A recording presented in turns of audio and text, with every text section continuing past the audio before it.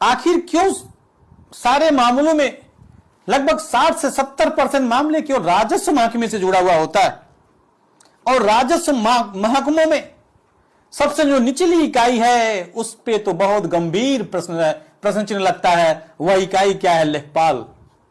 लेखपाल की भूमिका इतनी संदिग्ध है, काश अगर सरकार का एक जीओ आ जाता कि अगर कोई भी लेखपाल अपने कार्य में जरा सा भी उसकी लापरवाही पाई गई तो उसको लाइफ टाइम के लिए सस्पेंड कर दिया जाएगा, तो शायद राजस्व महकमे का कभी भी लेखपाल गलती पे गलती करता नजर में ना आता।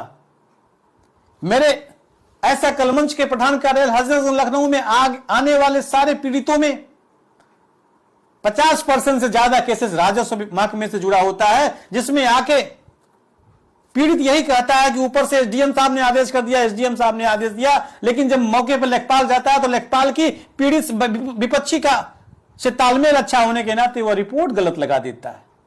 ज्यादातर केसेस में यही आता है कि लेखपाल ने रिपोर्ट गलत लगा दी। अरे क्या इन लेखपालों के ऊपर डंडा या चाबुक नहीं चलेगा? ये कब तक अपनी लेखनी का दुरुपयोग करते रहेंगे? काश ऐसा जीओ आ जाता कि एक बार अगर इनके द्वारा किया गया इनका कार्य गलत पाया जाए तो इनको हमेशा के लिए निलंबित कर दिया जाए, तो हमारे राजस्व महकमे का जो एक धब्बा लगा हुआ है वो हमेशा हमेशा के लिए मिट जाए। जी हां, प्रकरण कहीं और का नहीं, जनपद सीतापुर का है। सीतापुर के तहसील महमूदाबाद, थाना रामपुर, मथुरा के ग्राम केवड़ा गौतमपुरवा के रहने वाले शिव कुमार जी सन ऑफ बिरजू, जिनका प्रकरण जरा सुनिए, आपको भी सुन के बड़ा अजीब लगेगा। प्रकरण क्या है? पीड़ित जो शिव कुमार जी हैं, इनका गाटा संख्या 944 और 931 पर लोगों ने कब्जा कर लिया, अवैध निर्माण कर लिया है। और निर्माण भी किस तरीके का? पीड़ित कहता है कि जब से इन लोगों ने कब्जा किया मैं तहसील से लेके और लखनऊ तक नाचते नाचते थक गया हूं। कुछ लोग कहते हैं कि कैसे न्याय मिलेगा, कहां जाएं हम? मुझे समझ में नहीं आता, जब पीड़ित इस बात को कहता है कि जिसने कब्जा किया है उसके पास वो एविडेंस क्या है, उसके पास वो आधार क्या है, वो पेपर क्या है, वो आधार, वो पेपर, वो एविडेंस दिखा दे, मैं अपनी जमीन छोड़ दूंगा। इसके बावजूद भी राजस्व महकमा फेल है।